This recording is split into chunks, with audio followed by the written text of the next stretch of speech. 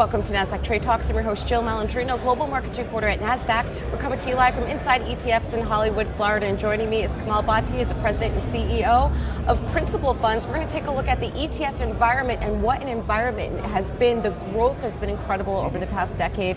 And it sounds like the 2020s are going to continue to see that growth globally as well. Absolutely, Jill. It's been a blockbuster year. I'll point you to two statistics that jump out for us. One is in 2020, the fixed income ETFs exceeded equity ETFs in terms of growth and sales. A lot of people don't talk about that, which is really when you look at the demand for income and where it's coming from, fixed income ETFs have started to accelerate, and it's going to be a long-term trend.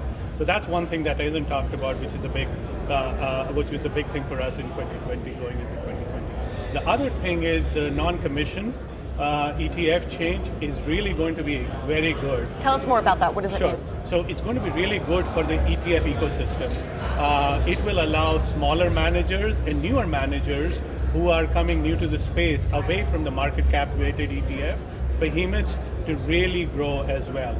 With the commission friction out of the way, what it allows for is true innovation to happen down to the client outcome level. And we are very excited about that as well, because we are a newer entrant in the space. We have an amazing footprint, but we really want to grow with that. It sounds like that's good for active managers. It is also very good for active managers. One of the big changes that's happening in the space right now is we've always had transparent active ETFs.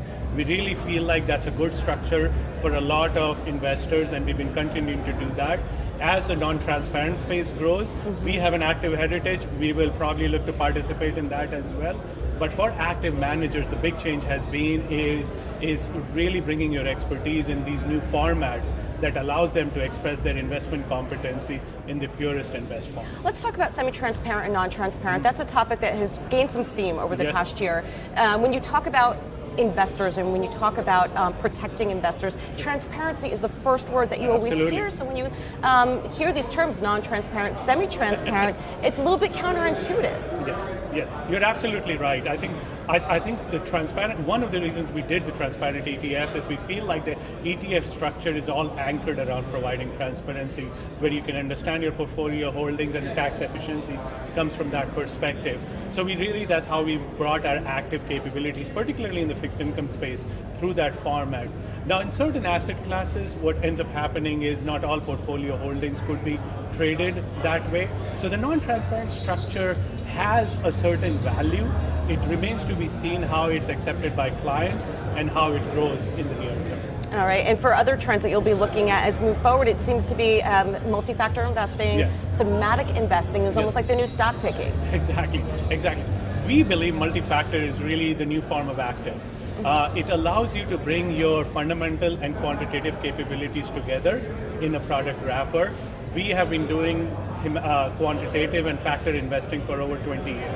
So we have a long heritage and legacy of doing it. So what we are doing is marrying that with our fundamental analysis and really offering that as part of our ETF family. So we believe that form of factor investing is here to stay. It's sort of a powerful form of active investing, and we're allowing clients to use both single factor and multi-factor products. All right, Kamal, great to see you as always. And thanks for joining us on Trade Talks. I'm Jill Malandrino, Global Markets Reporter at Nasdaq. Thank you.